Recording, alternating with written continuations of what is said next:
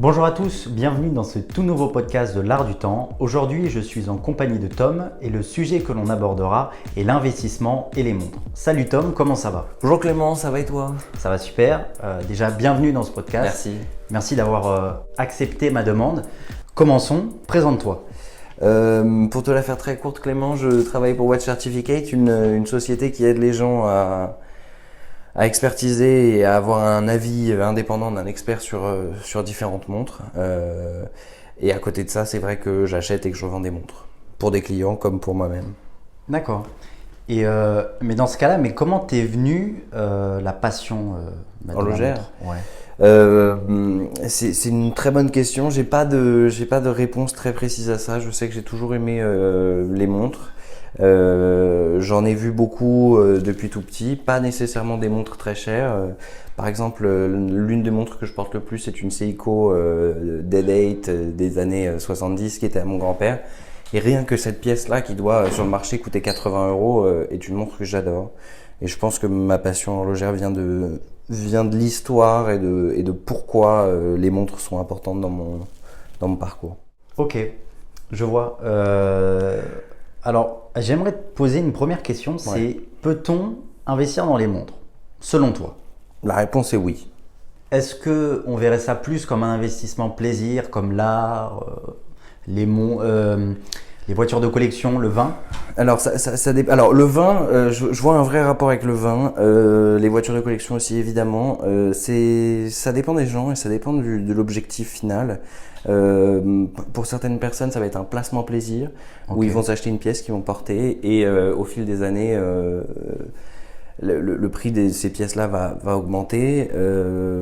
Pour d'autres, c'est un investissement purement spéculatif et dans ce cas-là, c'est vrai qu'il faut une connaissance absolue du marché et comprendre absolument ce qu'on est en train de faire.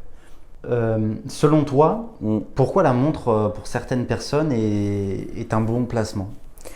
Il suffit d'aller regarder, il y a plusieurs sites internet qui proposent des cotes de montres.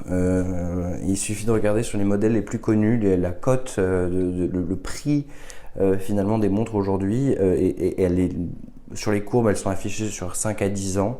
Il suffit juste de regarder ces courbes qui sont pour beaucoup de modèles en pleine explosion.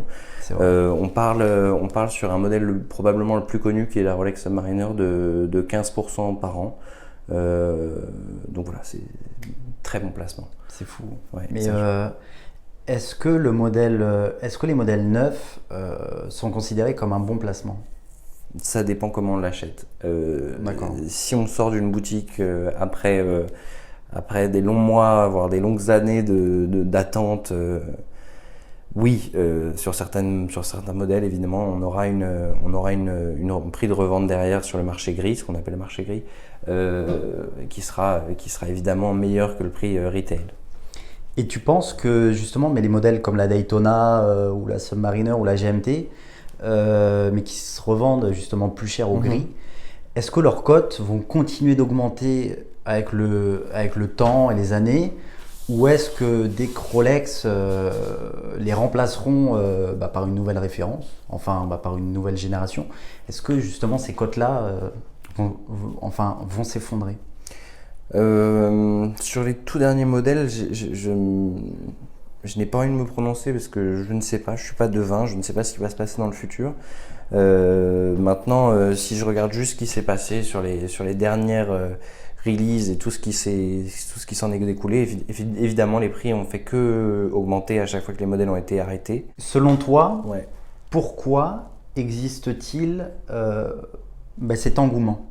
Pour une raison très simple, dans les années 80, fin des années 80-90, une grande partie du monde s'est ouvert. Je parle de la Chine, je parle de la Russie. Enfin, beaucoup de pays émergents ont donc émergé, apportant beaucoup de richesses sur ces endroits qui sont bien spécifiques, qui sont le monde du luxe. Le fait que la clientèle explose en volume, les montres, elles, sont fixes, c'est-à-dire qu'il n'y en a pas d'autres qui ont été produits et donc la cote de ces pièces augmente en permanence. Ah oui, ouais. Je vois. Et pour toi, par exemple, si tu avais, je sais pas, je prends au hasard, 5 000 €, quel modèle achèterais-tu et pourquoi? Si j'avais 5000 euros, j'achèterais une Datejust 1601, le plus beau modèle qu'on puisse trouver, puisque c'est une montre qui vaut plus aux alentours des 3800 à 4400. Donc je foncerais pour quelque chose de très très beau, dans un excellent état, idéalement en boîte papier, et je la mettrais dans un coffre pour les 10 à 15 prochaines années. Et dans 10 à 15 ans, je regarderai et je verrai ce qui se passe. Sur ce type de modèle-là, c'est un modèle que j'ai beaucoup vendu un peu plus jeune.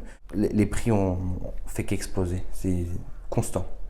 D'après toi, comment on fait pour choisir justement la bonne montre que l'on souhaite? Est-ce que la bonne montre, c'est une montre pour se faire plaisir ou une montre pour investir? Je dirais les deux.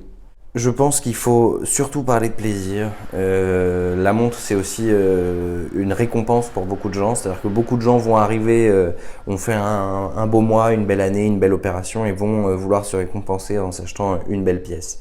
Et au-delà de l'investissement, au-delà du prix que vous allez pouvoir la revendre, je crois qu'il faut surtout aller vers ce qu'on aime. Et ça peut se trouver qu'en essayant et en essayant et en essayant. Et au bout d'un moment, quand on essaye une et qu'on l'a au poignet, on se dit « Ah, c'est elle et il me la faut ».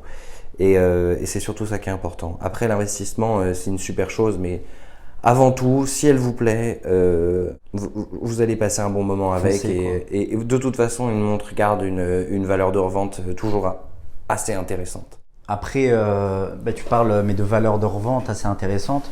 Ouais. On peut dire que certaines montres le sont pas. Certes, pour Rolex, Patek Philippe, Audemars Piguet, certaines Omega, Breitling aussi, mais toutes les autres marques justement n'ont pas cette opportunité et perdent justement de la valeur. Ok, mais c'est pareil, demain vous allez acheter une voiture, vous sortez du garage, vous avez perdu 30% de la valeur de votre voiture et pourtant vous allez passer du bon temps avec, etc.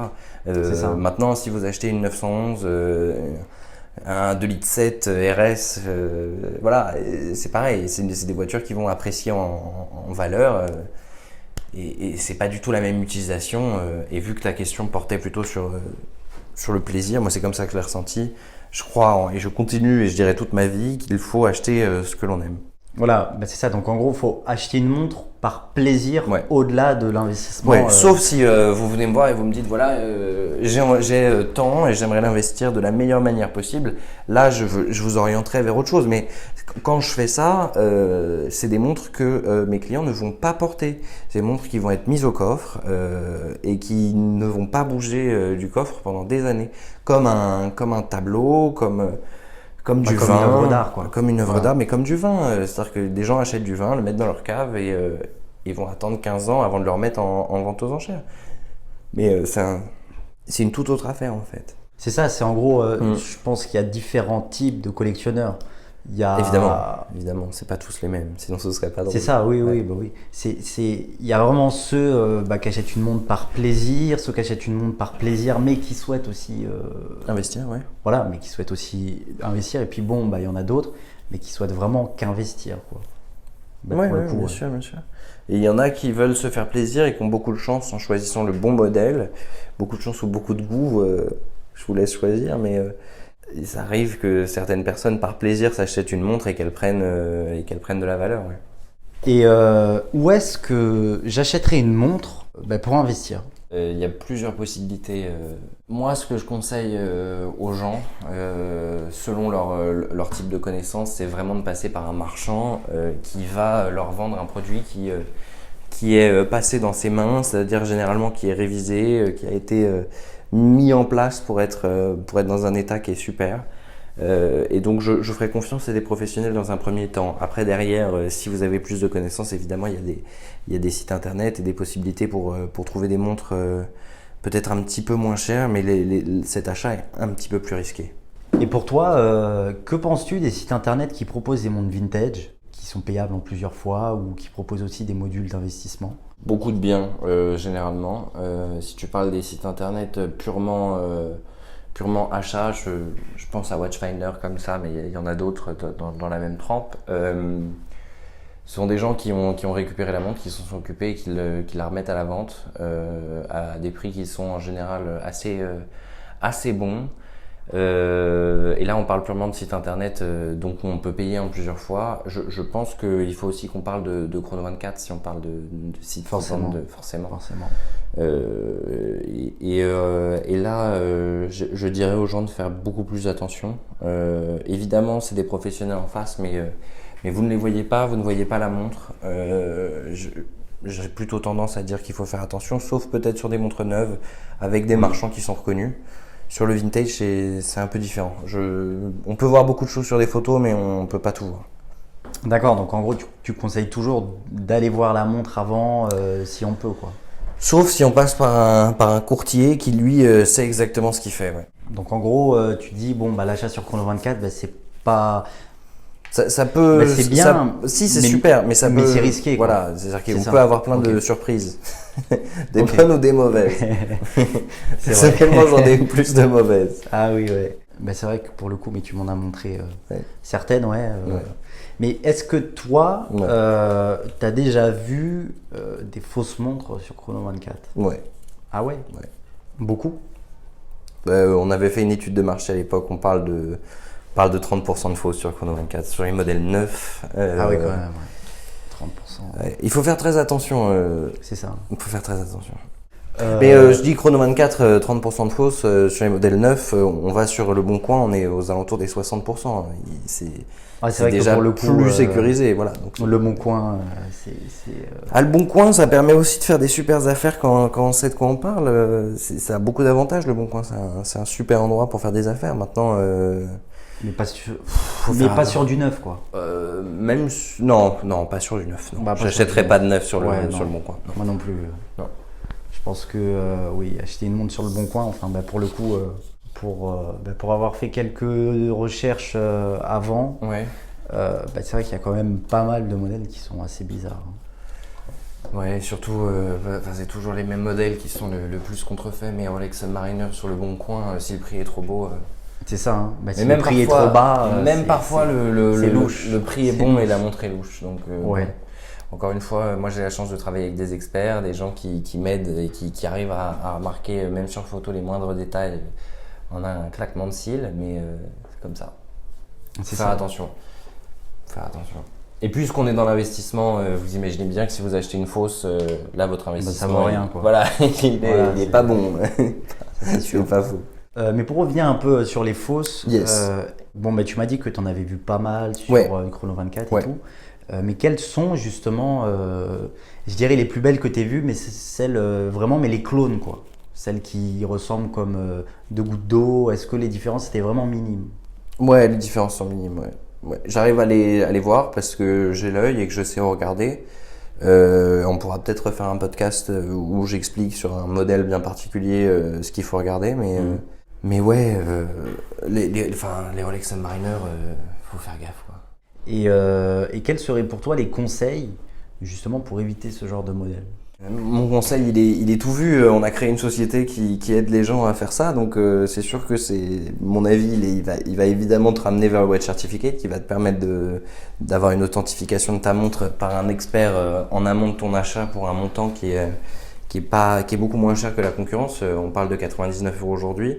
Donc voilà, on peut aider n'importe qui a une envie de s'acheter une belle montre à l'aider à l'acheter, c'est-à-dire être sûr que ce qu'il achète est ce qu'il achète. Et sûr, quoi. Ouais, il est sûr. 100% d'origine. Exactement. Ou alors, on va te le dire, c'est-à-dire que dans les contrefaçons, il faut séparer le tout entre la copie pure et dure, le clone, mais il y a aussi une troisième catégorie qui est les montres Franken, trafiquées. C'est-à-dire que juste on va changer un cadran, on va changer une pièce dans le mouvement, on va changer les aiguilles avec des pièces qui ne vont pas être d'origine. Et voilà. Et nous, dans le Watch Certificate, on prend 42 points de contrôle.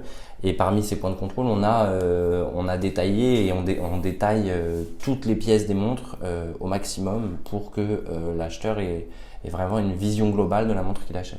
Mais c'est vrai qu'en parlant de ça, mais ça m'a fait penser à une question. Mais est-ce qu'une montre qui est trafiquée a la même cote qu'une montre qui ne l'est pas? Évidemment que non. Elle va coûter beaucoup moins cher.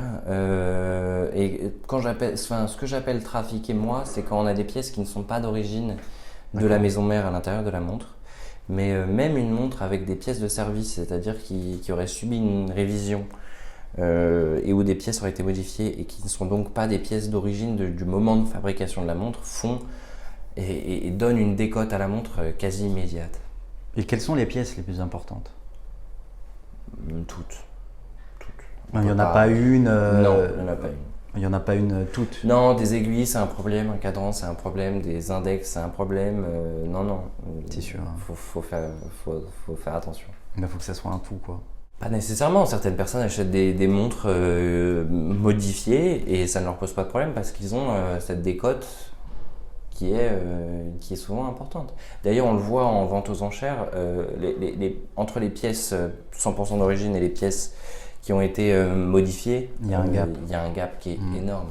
J'ai pas les chiffres en tête, mais je sais qu'à Genève, il y a 2 semaines de ça, une Paul Newman a été vendue avec un boîtier qui a été modifié, un fond de boîte qui a été modifié. Et je crois que même le mouvement a été modifié, mais je dis peut-être une bêtise. Et cette montre-là est partie à peu près 1/10 du prix d'une montre qui serait 100% d'origine. Ah oui, quand même. Oui, quand même. Est-ce qu'une montre, par exemple, qui a un cadran qui n'est pas de la même année de production, donc qui a été changé, Ouais. est-ce que la cote change beaucoup? Ça dépend de la montre. Ça dépend de la montre du globalement, modèle. la réponse est oui. Il y a une différence de prix, sauf si vous avez affaire à un vendeur qui est pas réglo. Mais tout dépend de la montre. Entre une montre qui a une cote à 5 000 €, on va pas y avoir une énorme différence. Maintenant, si vous avez une montre qui va un peu plus coter avec des prix un peu plus élevés, c'est vrai qu'on peut avoir une décote qui peut être rapidement importante. Qui peut être assez conséquente. Ouais. C'est ça. C'est pareil, hein, c'est comme dans tout, plus on va monter en gamme et plus on va aller vers des modèles qui sont rares et recherchés, plus on va avoir affaire à un marché de collectionneurs et donc de connaisseurs. Et ces gens-là ne veulent pas d'erreur, et s'il y a une erreur sur la pièce, la décote ne va être que augmentée. C'est ça. Ouais. Et si j'avais un budget un peu plus conséquent, si j'avais 10 000 €, quelle pièce me conseillerais-tu? Et pourquoi? Alors c'est comme au début, c'est-à-dire que si on parle d'investissement pur et dur, je conseillerais aujourd'hui qu'une seule chose, c'est d'aller vers Rolex. Et dans les 10 000 € aujourd'hui, on trouve une référence spéciale de Rolex qui est l'avant-dernière référence, qui est la 14060. Qui est et je conseillerais d'acheter ça. On en trouve aujourd'hui des montres qui n'ont pas été portées, full set, aux alentours des 10 000, peut-être un peu plus, mais avec une négociation un peu agressive, on doit pouvoir tomber autour des 10 000. Et pour moi, c'est une pièce qui va exploser, parce que c'est la dernière montre, la dernière Submariner à avoir une lunette en alu. Et elles ont toujours le charme des anciennes, et pourtant elles sont robustes comme les nouvelles. Elles n'ont pas ce qu'on appelle le maxi case. Elles ont un boîtier Oyster qui est très confortable au poignet. Elles ont beaucoup d'avantages pour moi, et c'est vraiment vers ça où j'irais pour 10 000 €. C'est vrai que pour en avoir une en main, elle est confortable à porter. Ouais. Ouais, c'est le charme de l'ancien. C'est ça. Moi, j'aime beaucoup. Merci Tom, merci à toi d'être venu. Mais non, merci à toi de m'avoir invité, Clem. Bah oui. Et puis j'espère te revoir sur un prochain podcast. Avec plaisir, quand tu veux. Ça serait cool. Ouais. Et moi je vous dis à la prochaine. N'hésitez pas à noter ce podcast si vous pouvez. Et on se retrouve dans un prochain podcast. C'était Clément, à la prochaine.